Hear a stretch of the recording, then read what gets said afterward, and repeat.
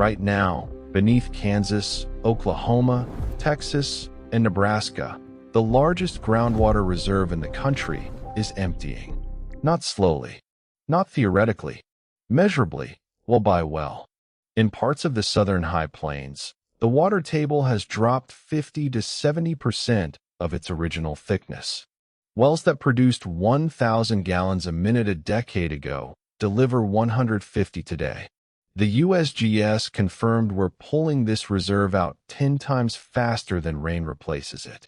For 80 years, American agriculture made withdrawals without a single deposit. One technique is finally changing that math. Has your well output dropped in the last 5 years? Marcus Becker didn't set out to change how his water district thought about groundwater. He was a fourth-generation corn farmer in Finney County, Kansas. His grandfather drilled into the Ogallala in 1952 and hit what felt like an underground ocean. His father irrigated without limits through the 70s and 80s. Marcus inherited a well that had run reliably for 50 years.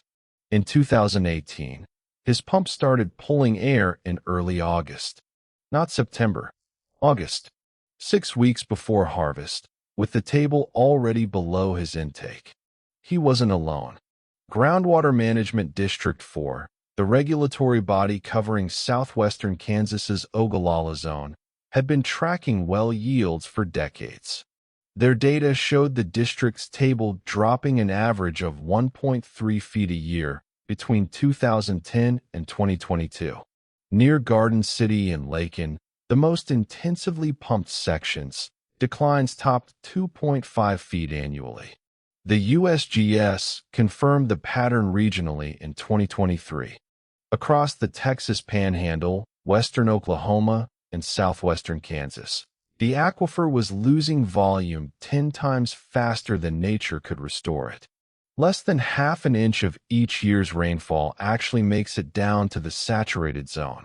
Everything else evaporates at the surface or runs off before it ever reaches the layers where replenishment happens.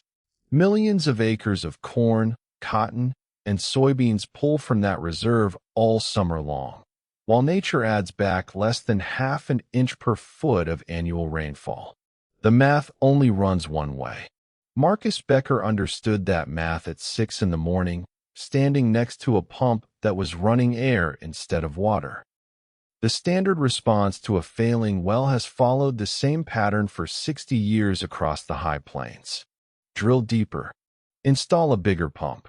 Hope the next wet cycle buys enough time to make it someone else's problem. That approach is running out of road.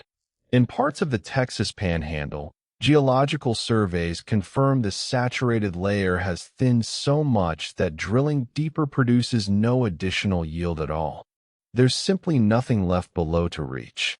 A different approach has been running quietly in Kansas water districts since the early 2000s, and the field data behind it is solid enough now to take seriously.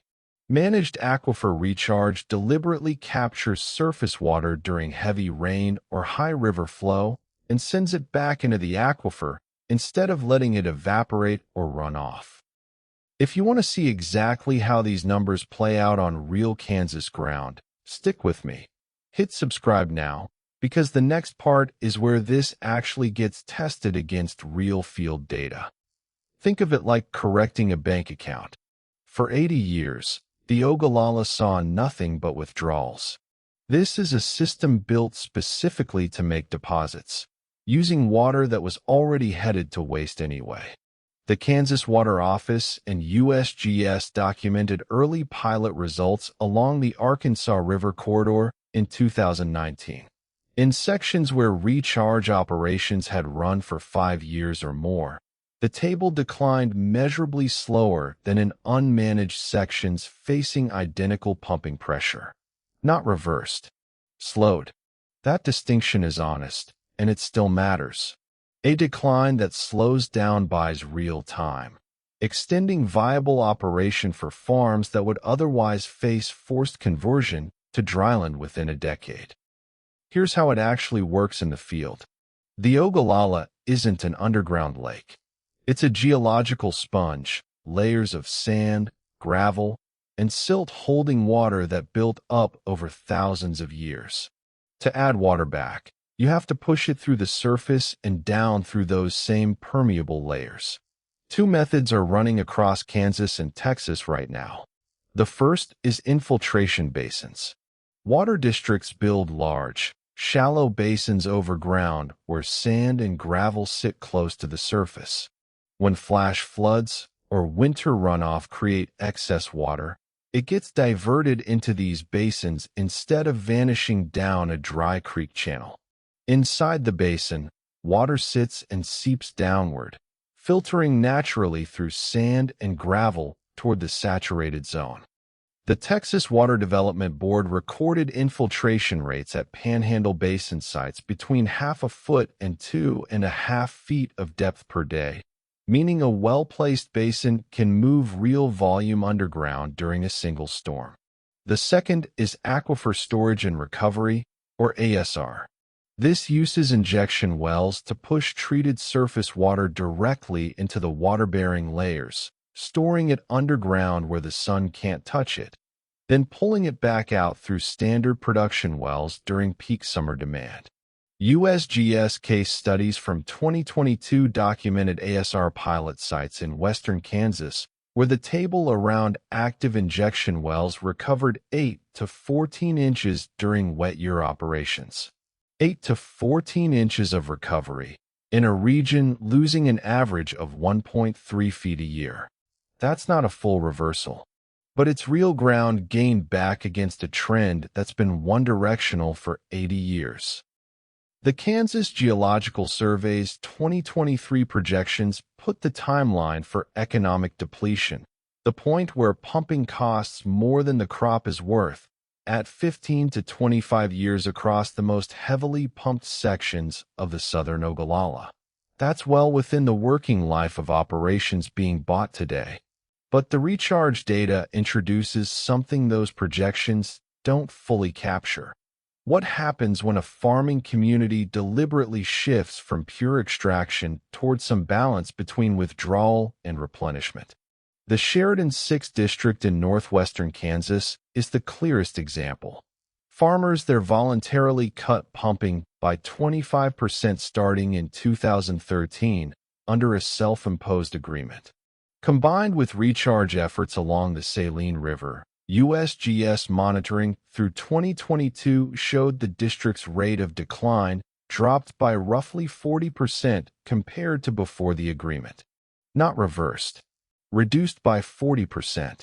At that slower rate, the Kansas Geological Survey estimated the district bought itself an extra 20 to 30 years of viable irrigation beyond where the old trajectory was headed.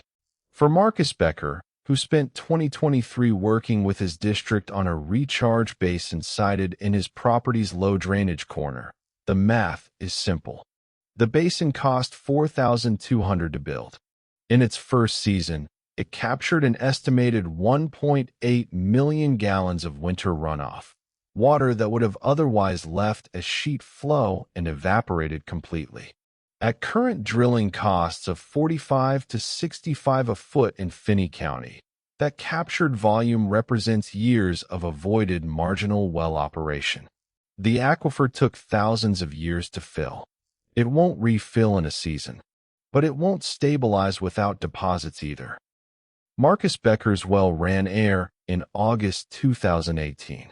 His recharge basin captured 1.8 million gallons its first winter. The Ogallala won't refill on any human timeline, but how fast it empties is something farmers can actually change. The deposits have to start somewhere. If you want the next well-by-well breakdown the moment it's out, subscribe and tell us how your own well's output looks these days.